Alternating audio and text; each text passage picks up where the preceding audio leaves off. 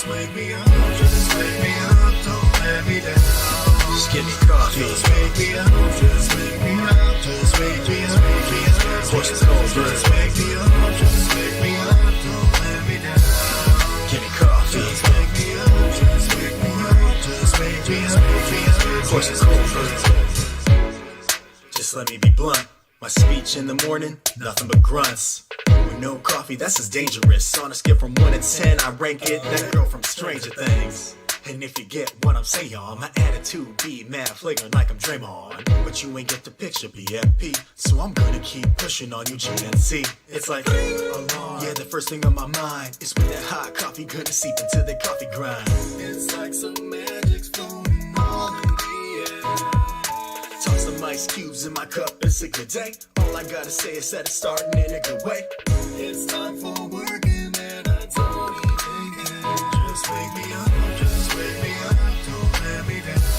Just give me coffee. Just wake me up, just wake me up, just wake me up, horses cold. Just wake me up, just wake me up, don't let me down. Give me coffee. Just wake me up, just wake me up, just wake me up, horses cold. Always start fresh, that's how it's gotta be. Everything starts back with your coffee beans. If it's cold brew, then it's gotta be coarse. Don't get the cart ahead of the horse, start learning the course. But of course you can disregard, and don't at me if it gets too hard. When it's my time to drink, man, it's always on hand. Drink from a cup or a bottle, even a can. You never know when you're craving a hit. It could be in the bathroom while you're taking a Ric Flair while singing, ain't got nothing on it. When that coffee hits my lips, it's a seance. Feeling real super with the cape on. Anything I'll take on. This cup of coffee, yeah boy, this is the shit. Just wake me up, just wake me up, don't let me down. Just give me coffee. Just wake me up, just wake me up, just wake me up, horses cold. Just wake me up, just wake me up, don't let me down. Give me coffee. Just wake me up, just wake me up, just wake me up, horses cold. Third verse, so I guess that's where I talk about how we might be addicted in a roundabout kind of way, or how you say, a dependency that's in my life, and I'm proud to say it's filling me with way more energy than I'll ever need, keeping me up for things I thought I'd never see. Time's gonna kill us all one day, whether old age, illness, or from listening to Coldplay. F that noise, wubba lub love, drink all the coffee, chug a lug lug. The day doesn't start till you're on your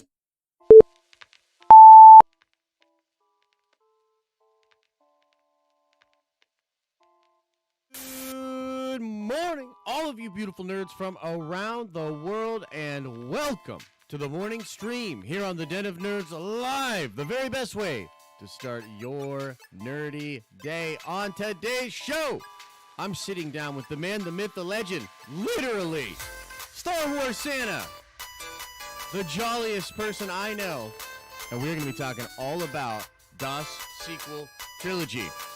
Has Disney been naughty? Has Disney been nice? We will be breaking it all down. I have no idea where this conversation is going to go, but I'm excited to sit down and talk to Star Wars fan. I think he's one of the nicest dudes on the internet, which is kind of a rare thing in and of itself. So, looking forward to that. Oh, looks like we've got a little bit of audio. Give me 1 second. Give me 1 second. I'm going to try to fix it.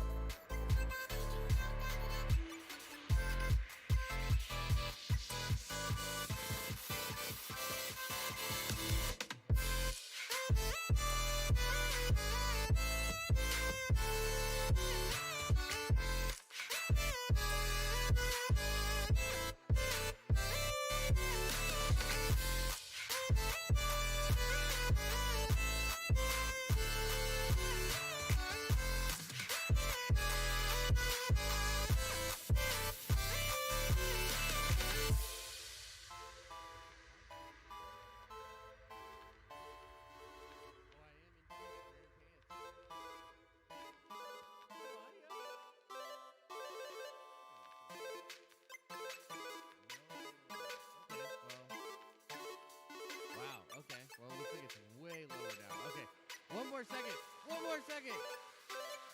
Give me one more second.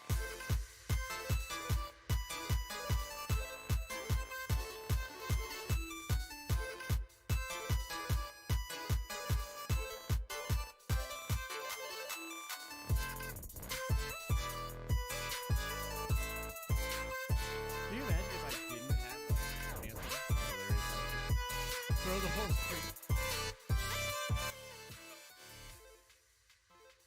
Hashtag give us Chet.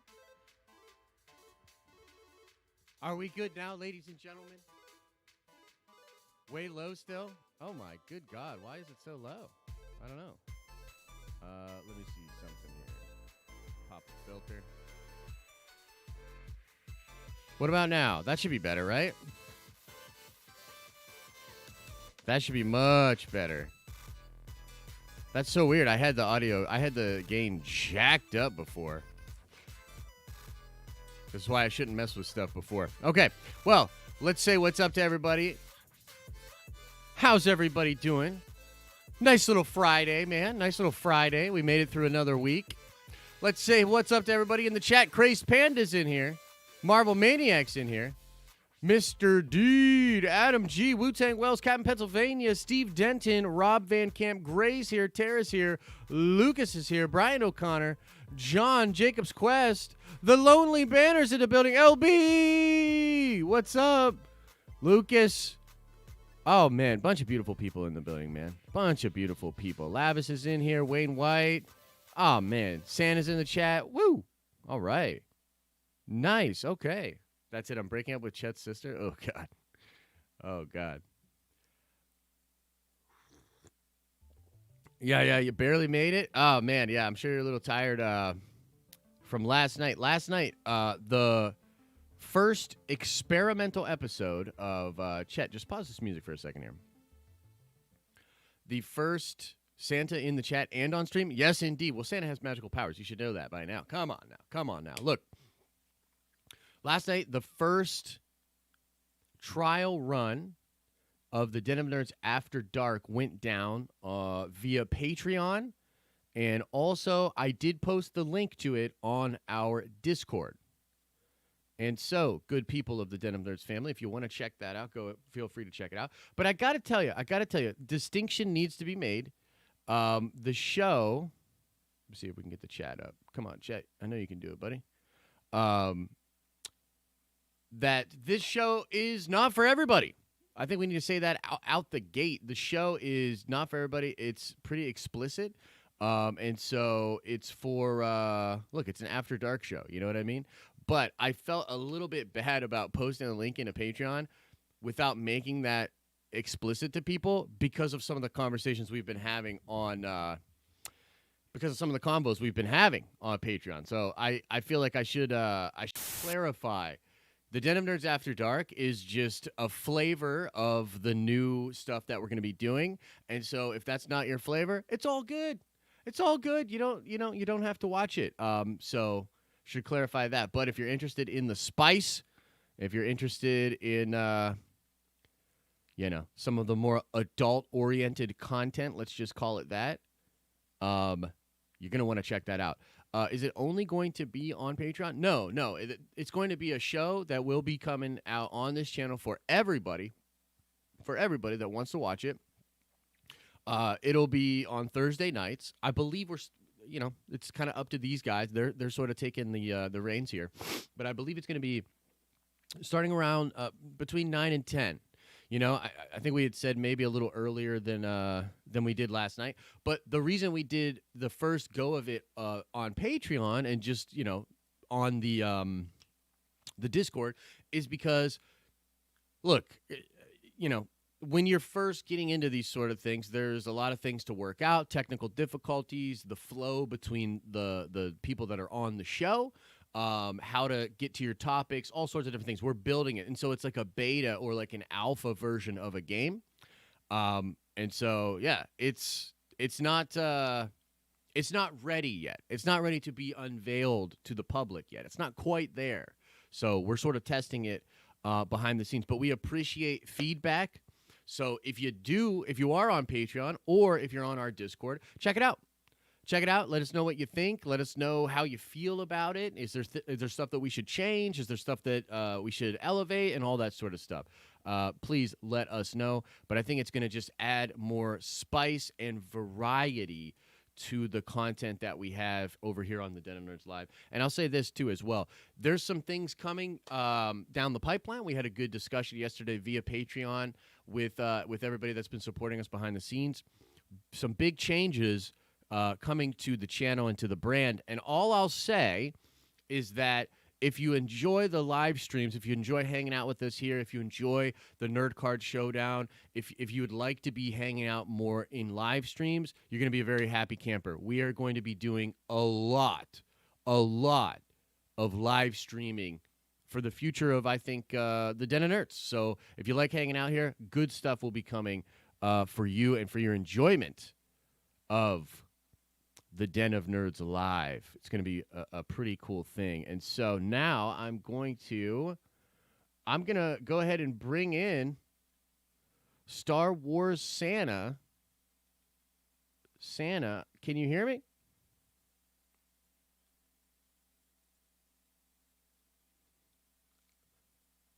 Mr. Santa, can you hear me?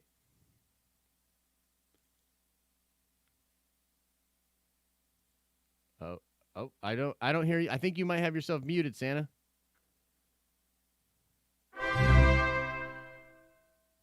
Via Discord might still be muted. Cuz I'm not getting your audio at all. Let's see here. It looks like Go ahead, give me some audio, Santa. Let's see if we can bring you in. Do you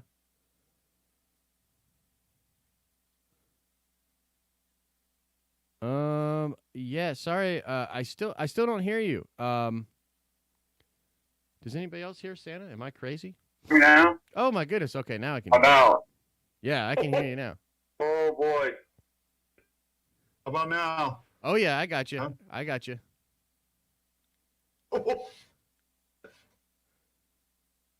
Star Wars Santa, welcome to the show. How are you?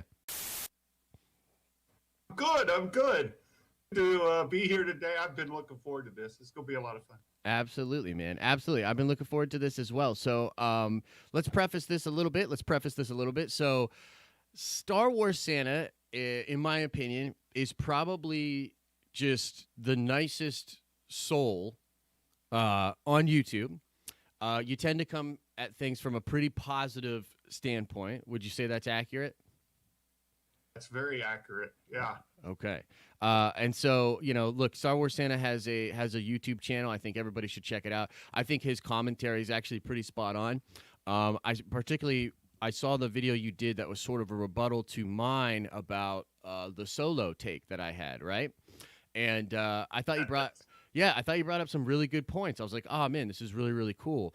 But just in general, I know that you've been watching, and especially, last week when you watched me and Lord Callus get on here and chat and all that, you had expressed in the Discord, and I've been seeing you sort of express this opinion of, Josh, I need to argue with you. Josh, you're wrong. And so I guess we can start there. What where's your head at, and what do you think lately that I've been either getting wrong or just a take that you maybe disagree with? Maybe we should just kind of start there. Well, let me start with the After Dark last night. I started listening to it this morning. I missed it last night. I see a common theme among many here in the community that arguing with you is just fun. Yes. So I've been wanting to do this for some time because why not? And so one of the things, and I have to do this because Captain Pennsylvania and I were Buffalo Bills fans. We kind of connected online, and your take on Boba Fett is one of the things that I've been looking forward to saying, let's leave him in the Sarlacc and let's move forward, because there's a couple of things I realize most people like Boba Fett, but as far as from the original trilogy, he's not much of a character. Yes. To be honest, right? And he didn't do much.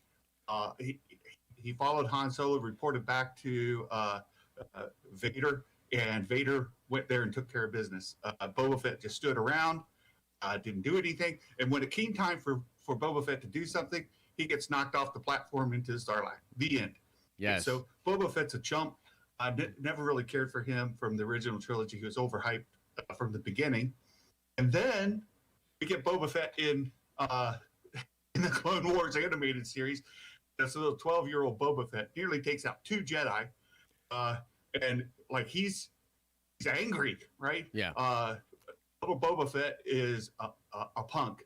One of my favorite parts of the Clone Wars animated series is when Asajj Ventress kind of pulls him.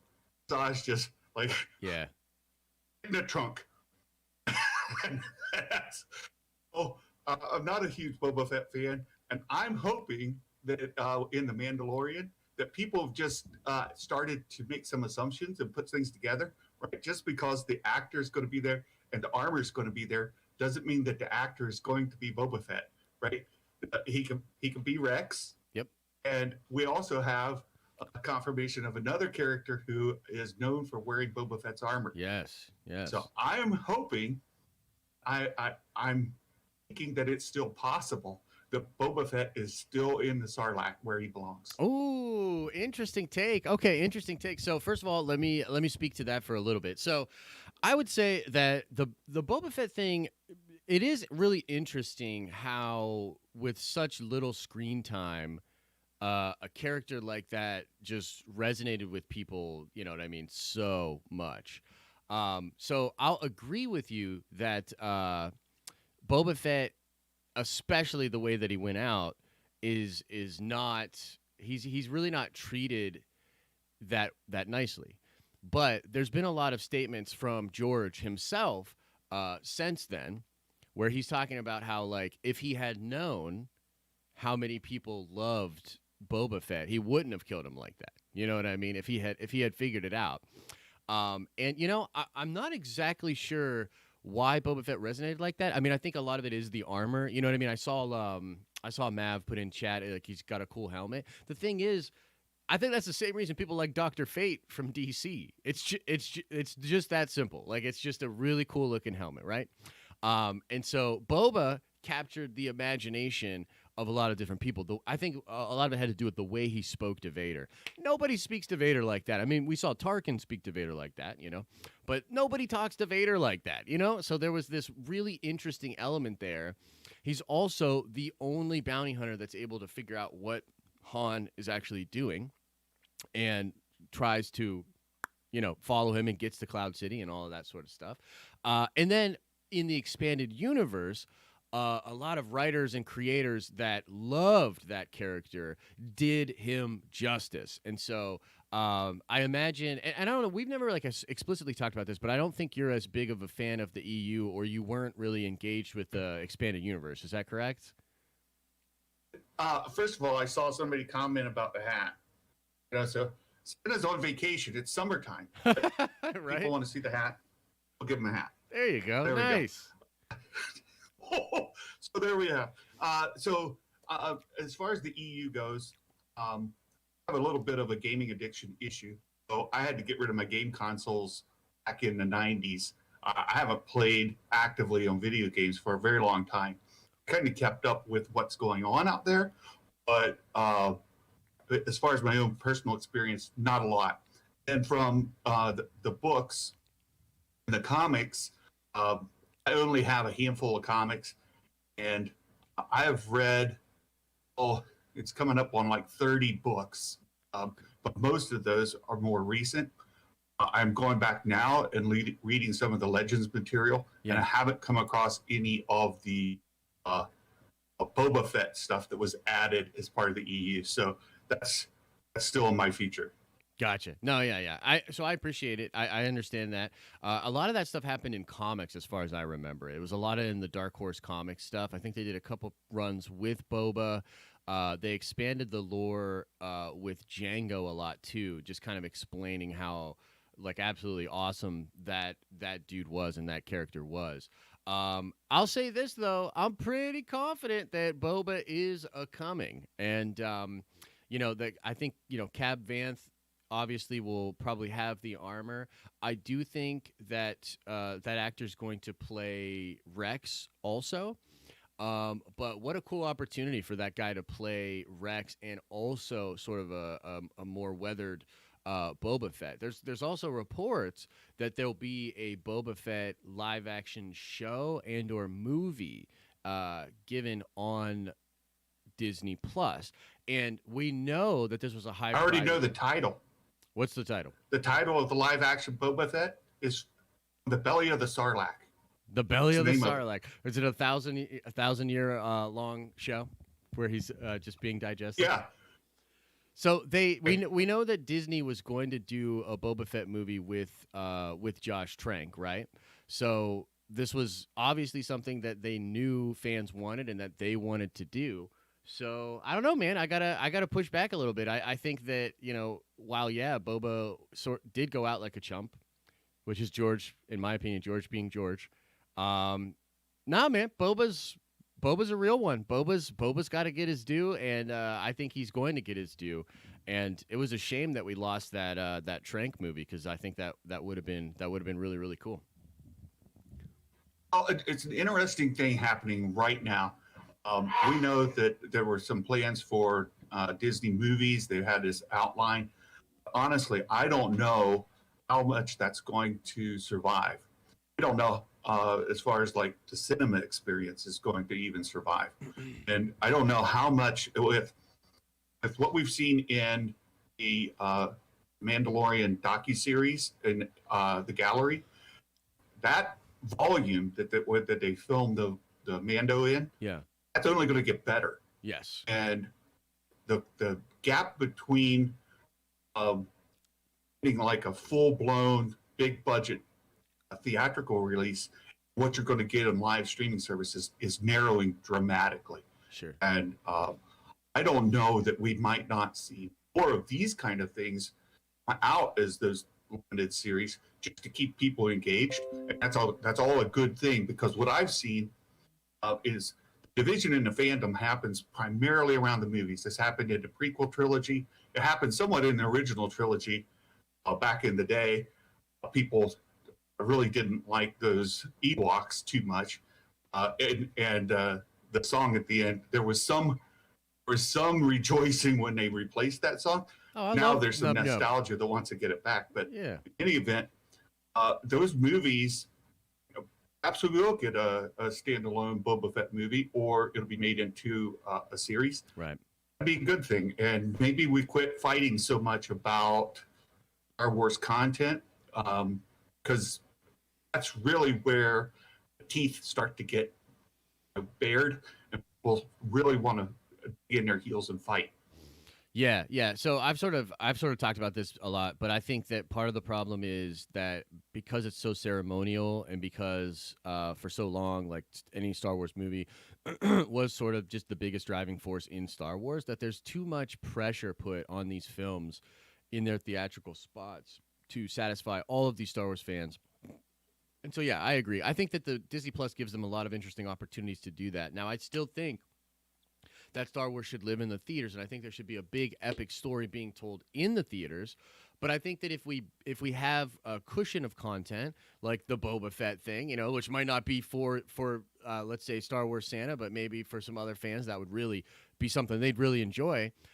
Maybe those fans are less likely to hold mistakes or transgressions in a singular film as harshly against Disney, which is something I'm all for. But before we give up the fighting, let's fight a little bit more. I'm sure that there's some other things that we've talked about that you disagree with, and so I want to know. I've got Luke Skywalker on the thumbnail here, drinking the blue milk. Or green milk rather, and I just want to know, is there something there that maybe you'd like to talk about? Well, certainly that. So your favorite theory, that is the most probably hated theory as far as the general public is concerned, is Rey being pregnant with those twins. Yes. This is a Den of Nerds favorite, specifically Josh. It's one that you champion and kind of pull for. I think it's a terrible theory, absolutely horrible, from two perspectives. One, sequel trilogy was couched in this is the end of the Skywalker saga. I know that minds can change and people can decide to dip back into that money bucket again if they want to. And that's primarily where that thought comes from. Uh, we've seen in the fandom is a tremendous divide about what people have in their minds about what a Skywalker is, who Luke Skywalker is specifically. And I know that you are primarily a sequel trilogy fan. You have more favorable thoughts about it than negative. But I also know that there are a lot of fandom that absolutely hate The Last Jedi specifically. Sure. Because of how they treated Luke. And I don't think we need to see Skywalker babies or Palpatine babies or Solo Palpatine Skywalker babies go forward. It's gotta end. It has to end. And I've never was a Reylo. I love girls with sabers. They're great. They're fantastic people, but they're Reylos, and I follow what they're thinking. But I just have never bought into it. I never got that romance there. And a lot of people think that I'm closed-minded on that because it's so obvious. But for me, I just don't see it. Yeah. I don't want Reylo babies. That's it. That's me. Yeah, no, I mean, look, I get you. It's interesting because I think that it's a funny thing because people are saying, and I hear what you're saying, and it's like we want to get away from the Skywalkers. So just in summary, that's really why. Is that really why you don't like the theory, or you don't want it to come to fruition? Is because you kind of want to move past the Skywalkers? Is that accurate? That is a big part of it. So first of it, I don't want Reylo babies. So that's the number one. And why is that? The second is, because it perpetuates this divide in the fandom. It helps keep it moving forward. It'll only continue to keep that sore active. So I don't think we need it. And I think there's plenty of room in Star Wars to move past it. It leaves open the door for Palpatine return in some fashion. I'm not up for any of that. And I think it's a good place to end the Palpatine Skywalker saga. We have a nice bookend between episode 1 and episode 9. And if Rey never has children, which would be my own preference, but there's other things that I would prefer too. I like Leia not being Luke's sister, but that's neither here nor there. Moving forward, we don't need anything that would allow that to come back open. We need to let the universe grow. We need to let it move forward. We could still have light side users, Jedi, we can have dark side users, Sith, but we are at a point now where those can be reinvented. We know that, for example, during the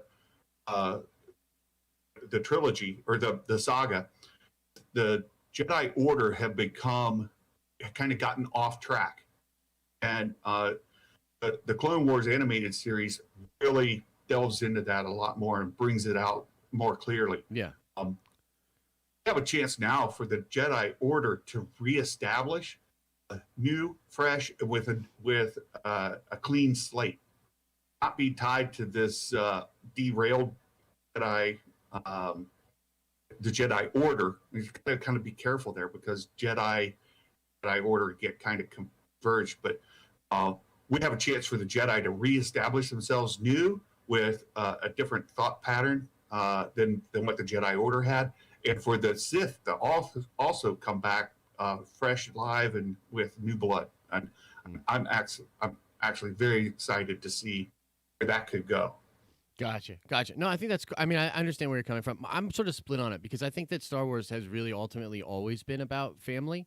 And I almost feel like if you leave Rey currently where she is at and she doesn't have any children, I just don't even really understand like her purpose in the greater weaving of the cosmic force.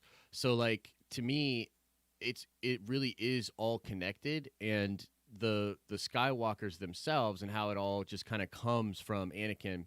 And the whole idea of consent and having a consenting relationship, I really feel like that, and I've always said this. This is just always how I felt. That's an optics perspective that is just not really applicable to mythic storytelling. If you go back and look at mythic storytelling, there's a lot of horrible stuff that happens in mythic storytelling, and the lesson is not the lesson of that, and the lesson of mythic storytelling is not to be, I guess, to use a pun, jolly, right? The world is the world is dark. The struggle that any person has in their own personal journey to becoming a hero is filled with tragedy, filled with things and responsibilities that are placed upon them without their consent. You know what I mean? Skywalker did not decide to have Anakin Skywalker. That was forced upon her. You know what I mean? And one of the things that made the original trilogy so great is the story of redemption. Sure. And seeing Anakin redeemed at the very end, even though we didn't know. And I constantly have to kind of say this: better than 20 years, we never knew Anakin Skywalker outside of Darth Vader's mask being taken off there at the end, and then his Force Ghost being there. So for better than 20 years, as I was growing up as an adult, that's the only Anakin I had. Right. And yet you see the redemption of Anakin Skywalker right there, and it captures you. It sits there really, really well. Mm-hmm. Now, I understand from the Reylo perspective, that's primarily about a Kylo or better, a Ben Solo, right? That's the low Ben Solo redemption, and echoes, right? So seeing Ben Solo redeemed, seeing then that that family bond carries further. Okay, I could, again, this is the kind of thing where I don't always get my way, but I don't throw a temper tantrum about it either. Sure. I mean, just to be if it happens, just to be clear, I actually don't think Lucasfilm is going to go this way, and I actually don't think that they maybe even intended for that to be the ending. But it's one of the things that actually it's really interesting to me when I met Dave Filoni when I was in college. I asked him how much he personally studied Joseph Campbell's work and the work of Sam Keane and some of these other people that had been a big influence on George. And what he said to me was so interesting. He said, the truth is, if you really study Sam Keane's work and Campbell's work, the idea is that these things just happen in storytelling. These parallels just happen without effort, meaning that the stories themselves will continue to come back to these themes, will continue to come back to these even numbers, to these ratios, that there's something inherent to the stories themselves that will find a way to continue to tell these things and express these things without even maybe the author being fully aware of it. And what I found was so interesting is at the end of Rise of Skywalker, I don't think JJ or Chris Terrio actually intended that ending to be depicted in the way that I see it, but it almost doesn't matter. It is possible just by looking at what happened that is actually what happened, which speaks to me to the more powerful elements of mythic storytelling and how even if we try to sort of escape it or we don't intend to tell it, those things are told. So look, I don't know. I don't think they'll do it, but it almost doesn't matter in my opinion. Well, you've said a couple of fantastic bits that can be picked up because the future and sort of where Rey fits into all of this, where she's set up at the end of Episode 9, is for the future. All of the Jedi Order is gone. Luke was the last vestige of it to some degree, and that's completely gone. And Rey and Finn have an opportunity now to go start anew. And when you talk about family, it become clear through the sequel trilogy, Rey's family. At first, she was seeking that biological connection, and that's what she was really looking for. Through this journey, finds her family and that core of friends, Finn and Poe and Rose, and that group come the ones that are her family. It's her family unit, and that's why also I was picking on you a little bit about Rey being on Tatooine. It's clear that's not where she was headed. That's not her destination. That's not her home. She's not there to live alone. And, how is it clear? Die of old age. How is it clear? Well, it's clear from a couple points. One, when she returns at the end of the big battle, she joins with her family unit, okay? And then she goes back. She's going there to close the story, not to continue. That's why she buries those sabers there. It's a bit of a closing the story. I don't necessarily care for her burying the sabers there or for her taking on the Skywalker name. That's what I would have done, but it's where we are. But in the novelization as well, it makes it clear where her head is. And, they went there to do that, and they were headed back to her family, friends. Okay, so in the novelization, it expresses that Rey is intent on leaving Tatooine. Is that what you mean? And returning back to her. It says that that her and BB-8 were headed back to the Falcon to return to the family, to their friends, and that they turned around to watch the sun. That dual sunrise, whatever it was. Turned to watch that and just take in the moment. So you see that her intent is to leave. They just stop, turn around for the moment, get the closing scene. Okay. So, then credits roll. But the story continues by her going on, right? And this is what I look forward to, seeing her go back, and her and Finn start up a new Jedi training, looking for Force sensitives, going out and putting out little fires here and there as they crop up. We've got an opportunity for a whole new saga to begin. As far as we've got power sources that can rise up, you've got the chists that are out there, you've got hopefully got Crimson Dawn, then starting to rise up to fight for power. You've got some vestiges of Empire. You've got vestiges of the Republic, and you're going to end up maybe with a clan having some power somewhere. Who knows? But all those can be vying for power and skirmishes. And I think you had mentioned this before about having different houses, sort of a Game of Thrones mentality where we can have a different power seats of power, if you will, vying for that control and wanting to take over that control, and that could really build into something wonderful, and that puts Rey and Finn right there to start the whole thing. So yeah, no, I totally get that. I don't know. I'm kind of torn, to be honest with you. I'm torn on if they should pick, if they do continue that story. I actually do not think they should pick right back up with those characters.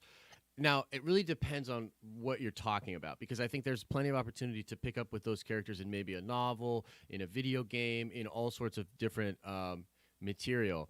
But I do think that we need to move forward with the story and sort of move past those characters. I would use those characters in a legacy role similar to the way that the original trilogy cast was used in the sequel trilogy.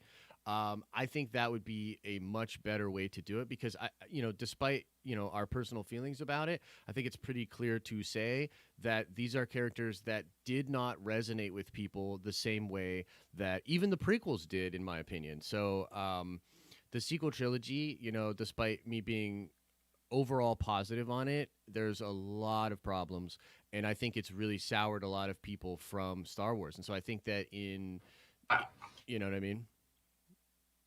I completely agree with you. It doesn't help the fandom by continuing that in live action. I think Daisy Ridley and John Boyega have already said, look, we don't have anything in the plans. Not to say they couldn't talked into it, but I don't see that continuing, at least not from a film perspective. Mm-hmm. We could see it in comics. We could see it in some animated stuff. Yeah, we that's could what see it that's in what I was gonna say. novels. I'd love to see Dave Filoni take a crack at the era, like straight up post episode 9. Give Dave Filoni an animated series, and bring in voice actors. Don't bring in the main actors for that. And I think that I really think he does a great job of sort of filling out the meat for some of the bones. And again, he made the character of Anakin better with that show with Clone Wars. So I agree, and I would very much like to see, and we've talked about it on my channel some. And just a quick shout out for my friend, a magic maker. Last weekend, his dad got lost. They had to go find his dad in the woods. He had gotten disoriented, and a magic maker's in the hospital right now. He's sick and he's on morphine, and they're trying to get him back to health. So if you guys could imagine it, think of a magic maker with reimagining Star Wars.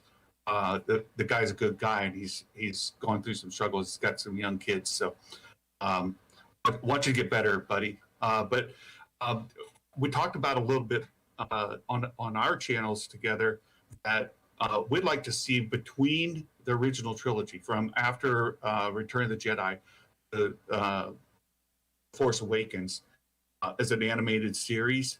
And you've got Mark Hamill available for voice acting. You can explore where his character goes, and where I would like to see, and I know it's started to come out in some of the additional material right now, that Palpatine was kind of infecting Luke's mind for decades. Sure, he was trying to tell Luke that he's a failure, that things aren't going to work, that like this drip of negativity.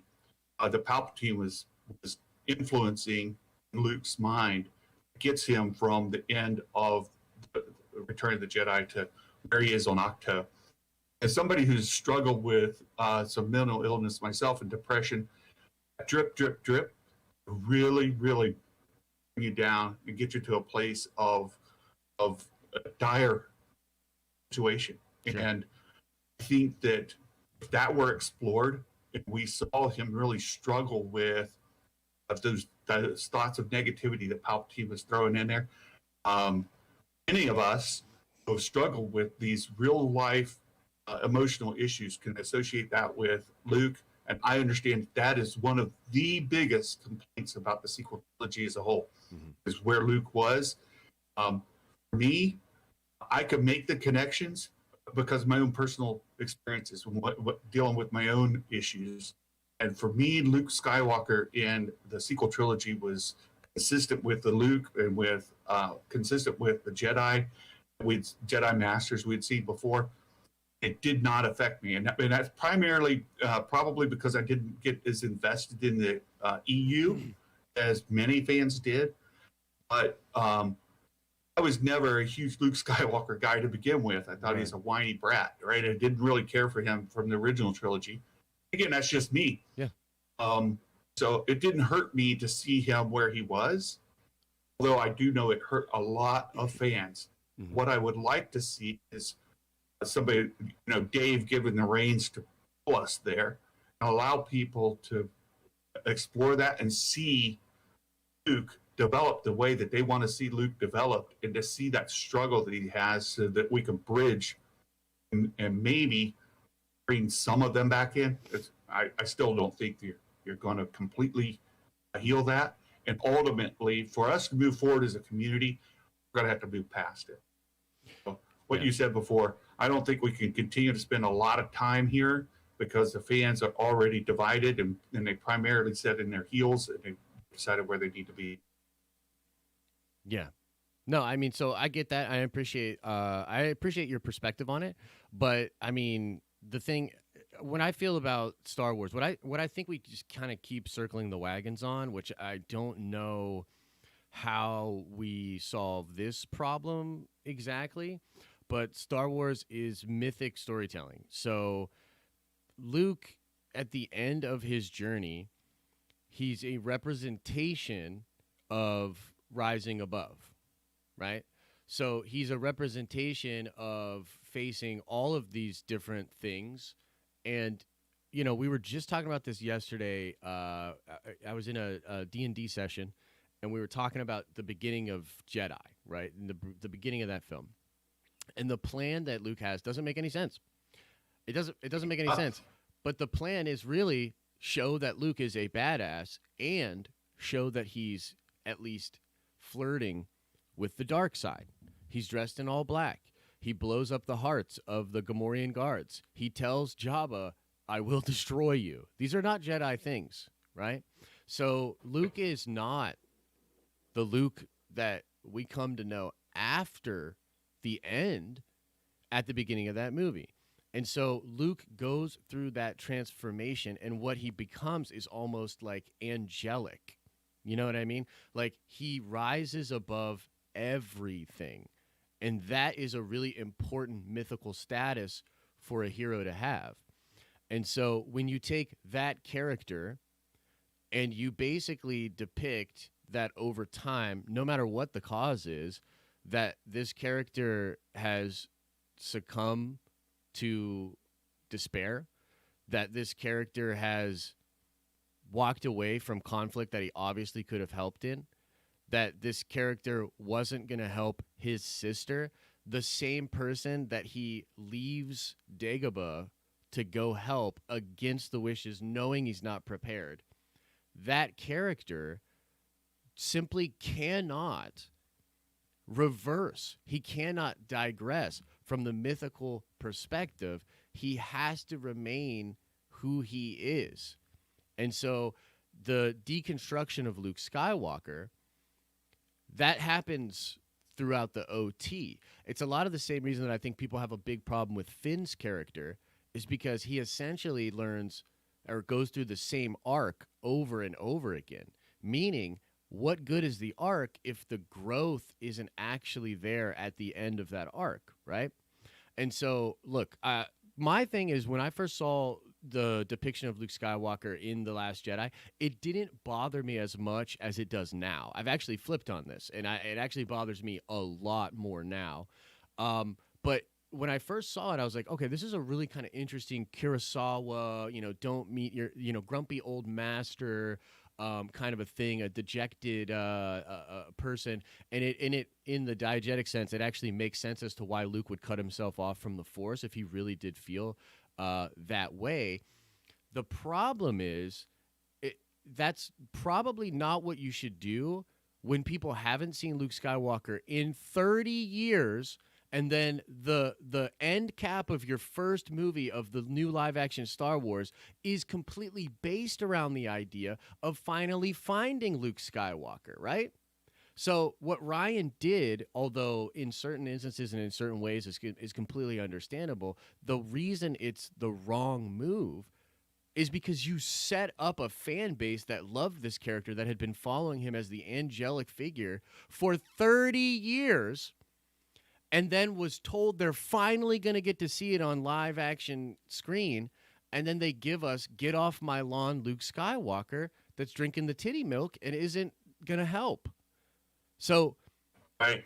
You know what I mean? So I think ultimately, while I see your point, I mean, you've kind of already admitted that like Luke was never really like your guy, and you weren't really in to the EU. And so I just think that like literally if you put up all of the different charts and graphs, like it's a stupid move. Like it was just a bad idea. There's no reason that they needed to do that.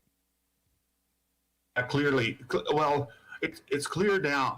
Hindsight gives you a lot of perspective, and it's very clear that this trilogy was not well thought out from all the way around. Right. I believe there was a plan.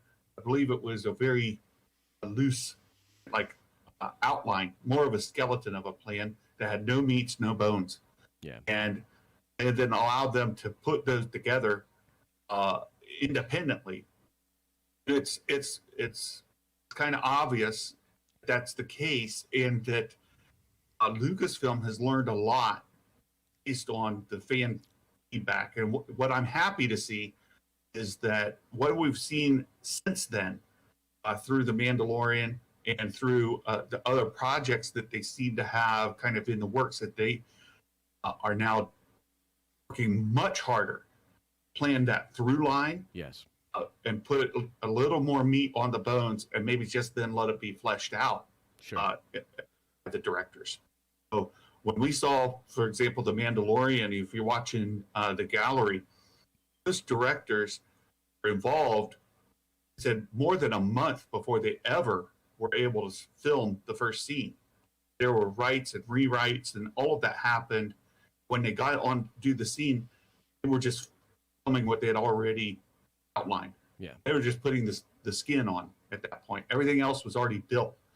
And I think that that's what we've seen Lucasfilm learn. I'm happy that they've learned it. Sure. I still absolutely love the sequel trilogy, me personally.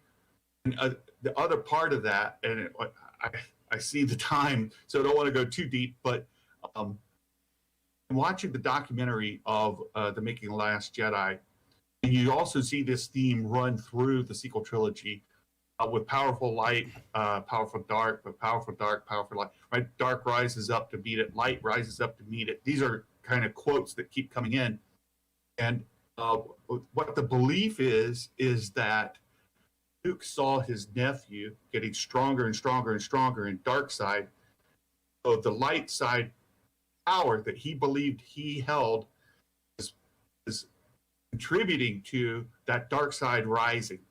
In order to get that dark side to keep from rising, to save his nephew, the only way he could save his nephew from continuing down that path and getting stronger in the dark side was to eliminate his positive force energy to keep that draw, that attraction up. Right? But he need to pull it down so that at least he could cap it. And so one of the reasons we see Luke so angry and Rey gets there is that he has sacrificed everything he loves. He sacrificed his sister, his family, everything he loves. He sacrificed the Force, everything that he is given everything to try to save his nephew. Absolutely gave his everything except his living force, right, to save his nephew. He sees Rey show up, and now he's mad because, look, I've sacrificed everything to be here, and you're coming here trying to pull me back in, and I've given up too much. Let you get me into something you don't even understand. Right. So I connect with it. Yeah. I know that wasn't really well done in the movie. It wasn't well executed in the movie. And if you watch it, there's nothing in that movie that would tell you that that's what he did. Right. It's only through watching the documentary and getting more involved in that to see that that he had sacrificed. And this is the sacrificial Luke that gave up everything he loved and cared about to try to save his nephew. Wasn't somebody who just quit because he was mad or grumpy. And now he's mad because he's being asked to come back in. He believes that getting himself involved is going to then accelerate his nephew's fall to the dark side, and he doesn't want any part of that. Yeah, no, it's an interesting dichotomy, and I think that one of the things, and this is again, I think why letting Filoni do a series around this would really help flesh this out for a lot of different people, because there is a lot of that in the ancillary material. It's explicitly spelled out a lot more in the novelizations for The Force Awakens and for The Last Jedi, the sort of discussion of the cosmic force and what that means, right? But I think ultimately it's a lot like when I think of Luke, I think a lot of Superman. I just think they're very similar in their mentalities. And I think that the Luke I know from Jedi and from expanded material and even from the Battlefront 2 campaign. I don't know if did you play that at all, or have you seen the No, I played just a little bit with a friend of mine at his house. Quickly knew that this isn't something I can own. Yeah. Yeah, because If I want to stay married and be involved with my children, yeah, yeah. can't play video games. Gotcha. I gotcha. I'd recommend maybe checking out the cinematic with Luke Skywalker. You can find it on YouTube probably. That's Luke Skywalker. And the thing is, I think even in the wake of the Emperor bearing down all of that evil upon him, I think even in the wake of understanding that he, as a powerful entity in the light, naturally brings a dark side challenging. The Luke I know, despite all of that, would say, bring it. Bring it on, and I'm gonna beat this. You know what I mean? And not only am I gonna beat this, what I'm really going to do is allow others to beat that within themselves, right? If that is true, I still think taking a step back and walking away is a pretty cowardly thing to do. Luke had the power and the ability to make a great impact on this, and even if it would have caused more suffering and more darkness to rise, I think the way you solve that is how he did it in the expanded universe. You make an academy, you train Jedi, you put more light into the world. The way is not to retreat. The way is to build up more light, bring the light, build up the light, and not be afraid of the dark side. I think that's a big thing, is that you can't be afraid of the dark side, because fear is the path to the dark side. So there's some. I think he did build a Jedi Academy, right? Well, so was training Jedi, right? But in the lore, he doesn't actually want to, and the only reason that he does is because of Ben. I'm currently reading the Young Jedi Knight series. And he's got his Jedi Academy. He's training his niece and nephew, Jaina and Jason. Yeah, it's good I'm stuff. in the middle of that, and we've been discussing it. So if you guys want to catch up with us, we're going to be discussing the third book in that. But and that's what we're exploring. We're exploring EU Luke. We're going down this path together. Yeah, that's awesome. That's awesome. Trinity, if you're still in here, let me know if you're streaming or not. Because we'll probably cut the convo in like 15 minutes or so, unless Trinity's not streaming, and then we'll maybe go for a little bit longer. But yeah, I think it's been a really good conversation so far. I think that your perspective on it's an important one to hear, and I'm certainly not saying that I'm right. At the end of the day, it's subjective, it's fiction, it's all these different things.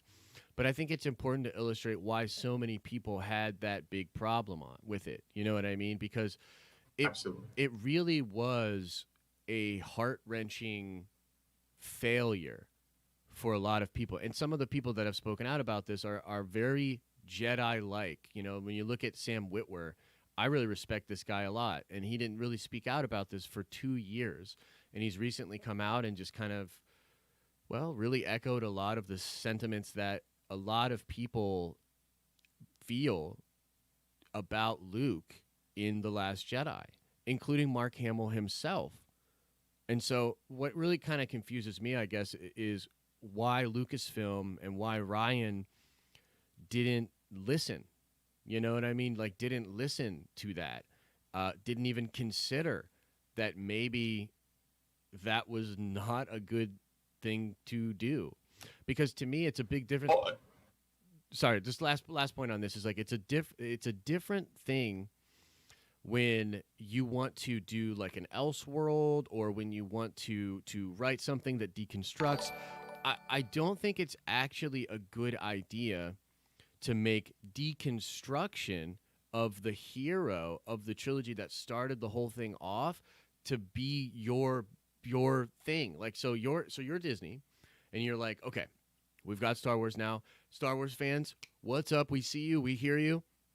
We're gonna give you what you want. And then they decide to deconstruct. I think just ultimately that's a terrible idea.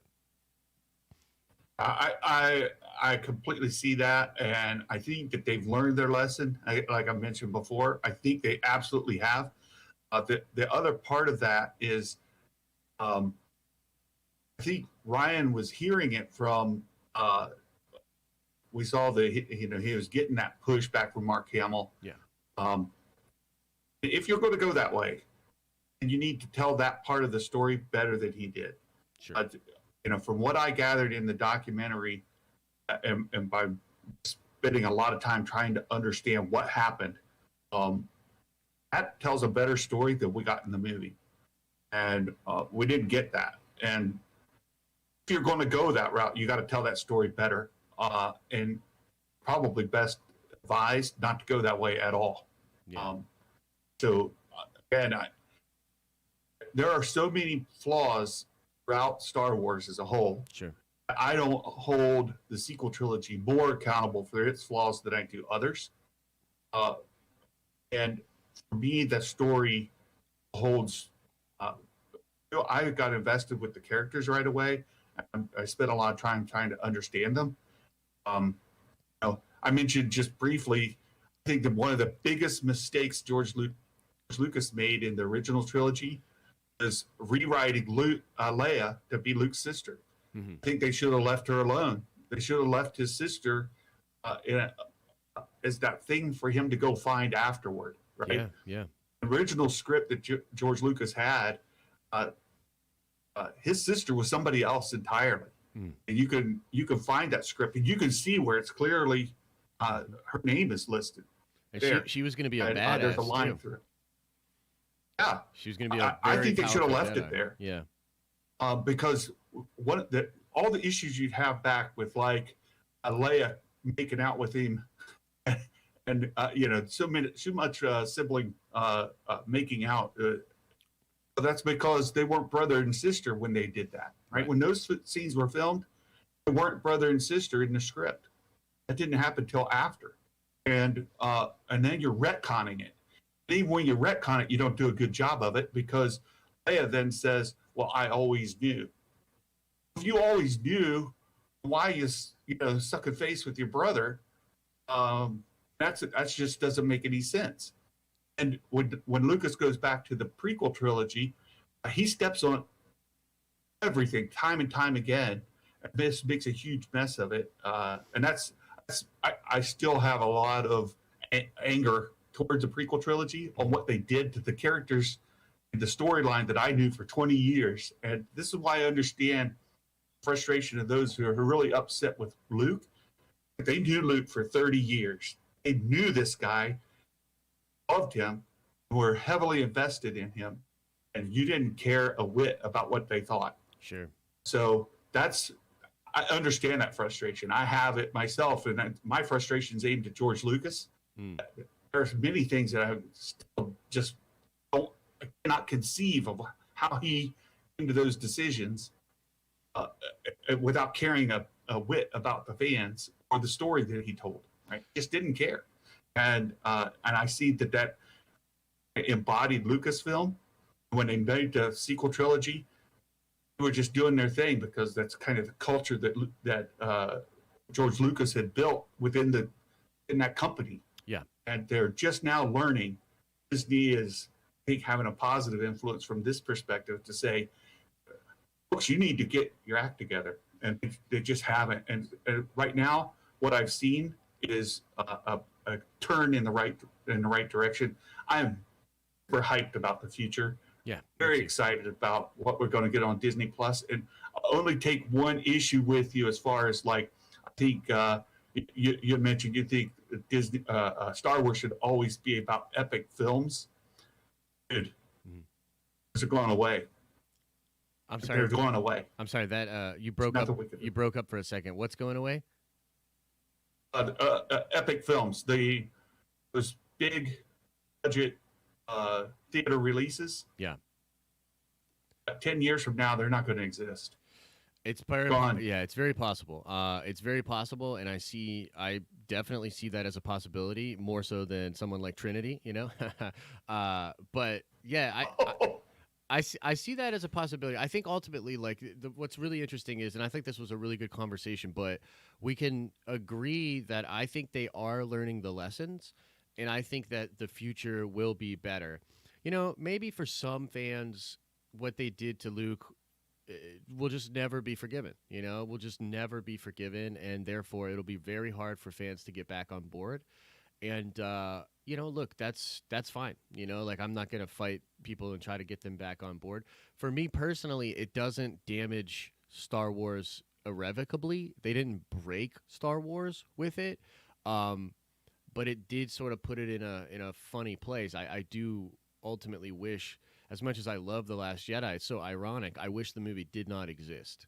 You know what I mean? It's a very weird, you know, mix of feelings to have. You could say there's conflict in me. But yeah, I think that the future will be much better. I think that they're going to set it up in a much better way. And the truth is, it's funny you talk about George and you talk about the prequels and things like that. I think that when George went to do the prequels, and even when he went to make Leia the twin, ultimately all of those decisions were made at least along one line of thinking. And that one line of thinking was mythic storytelling. The reason that she's the twin is because twins mean a lot in mythic storytelling. There's a lot to that relationship and to what he's trying to express there. The reason that the midichlorians and the virgin birth are introduced in the prequels is because, again, that is something from mythic storytelling that George is trying to bring in. He's trying to tell stories ultimately for young people that actually really aren't even really about the characters. All of the characters in Star Wars, and this is a Joseph Campbell thing.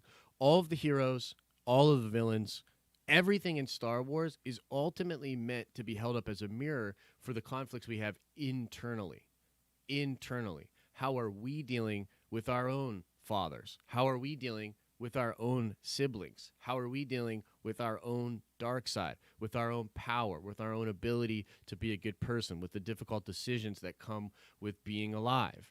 So even though I get what you're saying as far as from maybe a lore perspective, George really didn't care. He didn't care how the fans would react to the changes that he made. There's at least still a North Star for why he's doing it. And to me, that North Star is more valuable and more important than what Ryan was doing, because Ryan's North Star, in my opinion, was only to be controversial and was only to get people to remember his name and his Star Wars movie for the rest of time, which is why ultimately Ryan is a Sith and he is selfish, and George is a Jedi and he is selfless. And I'll let you get the last word on that, because I know I can see it. I can see it in you, baby. I can see you fired up. McClunky.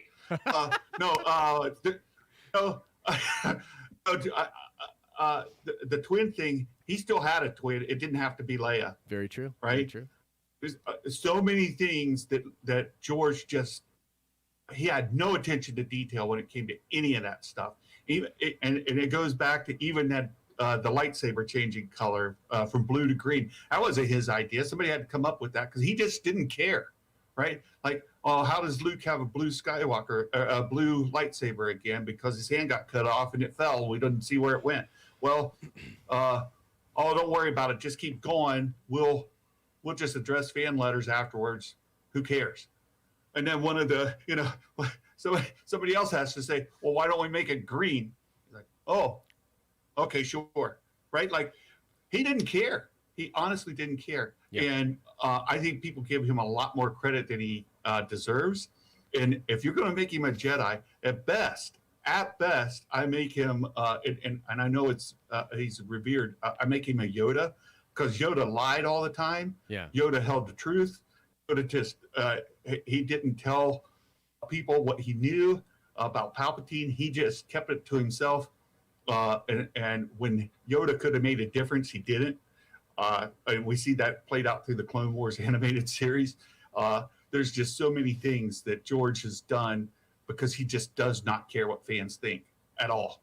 And that's evident in McClunky, right? That one word summarizes George Lucas and how he cares about the fans.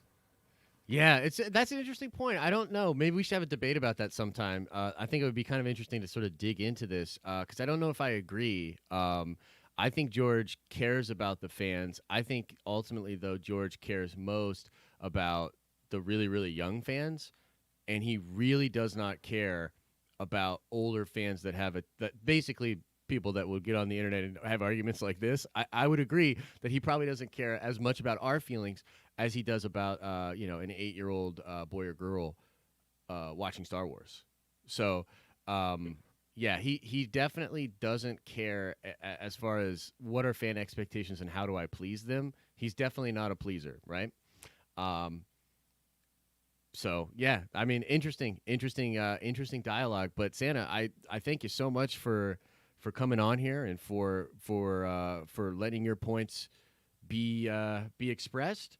And why don't you tell people about your YouTube channel and some content that you have going on before we go over to Trinity's stream. Wonderful. Thank you. I love being here today. I was looking forward to this all week. Just getting to have some fun, talk about Star Wars and banter a little bit. Yeah. And I've been spending time on my YouTube channel talking about how do fans come together better through our enjoyment of Star Wars. We can discuss the things we disagree on, like we have done here today. This is a fantastic example of how fans can disagree on things and remain still friends in a close, tight community without dividing the community. I've been spending a lot of time trying to explore that and talking to different people about that. I'm currently working with Lord Callis to get together with him to talk about EU content and some things that we may agree or disagree on and how we can have those discussions. And I've been working with a magic maker and a reimagining Star Wars on exploring the extended universe. As I mentioned, we're currently reading the Young Jedi Knight series. You can find those books really, really cheap. And if you try hard enough, you can find the PDFs online without spending any money at all. So if you'd like to join us in reading those books, talking about it and how the Jedi Academy and like Luke Skywalker's character was built, how Jaina and Jason Solo were built, and where the EU succeeded and failed. That's some of the stuff we're talking about over there. And real quick on the side, I am a Santa Claus. All right, this is not put on for today. I'm this every day of the year. I still have a family, and of course, I'm a normal guy. But I know that the world as a whole is hurting. I know that people are really struggling and dealing with different emotional issues and racial, societal issues. We're working through some very major things in our country. And I've begun a campaign to have children write letters to Santa. If you send those to me, we'll put it in the mailbox. I'll pull it out and I'll read it online to your kid. I'll talk to them about the letter they wrote to Santa, and we'll put that out on social media so that the kids can enjoy it. So just one way the kids can spend a little bit of time writing a letter to Santa, drawing some pictures. We got a picture in here of the Grinch that somebody drew for me, and I keep that so that I can, enjoy that with kids. And I hope that we get more of that to help people as they're struggling with these issues. That's awesome stuff, man. That's awesome stuff. Definitely go check out Star Wars Santa, guys. I think if you have kids, it could be really cool to have them sort of even write questions and things that they maybe don't understand or whatever to Santa, and that could be a special way to have some important discussions. And I agree with you. Things are tense, and we're doing a lot of investigating. I've been doing a lot of investigating and self-reflection myself, outside of social media and content and stuff. And ultimately, I feel as though this is going to be a moment we look back on historically, and it will be a positive change. It will be a positive change. So thank you so much for being here. And thank you for being quite literally the kindest man on the internet. Guys, if you're sick of all the hating and all the hot takes and all the stuff that comes with the internet, go spend some time over at Star Wars Santa's channel. I really think it's cathartic. I would love if society and algorithms started helping people like you out a little bit more. I think we would all be better for it. So, again, thank you for being here. And, yeah, man, get keep up the good work. You're doing the Lord's work, as they say. Thank you very much. You're very welcome, guys. We're throwing Trinity's stream into the chat. Head on over to Trinity's stream, and we're gonna have Star Wars Santa on again. Hopefully sooner rather than later. I'd love to actually have you and Callus on. Maybe I could just moderate something and have you both on. That'd be kind of cool. Would be fun. Yeah, it'd be really fun. All right, guys, that's going to do it for today. As I always say, I hope you're having an awesome and a nerdy day, and I'll see you in the next video.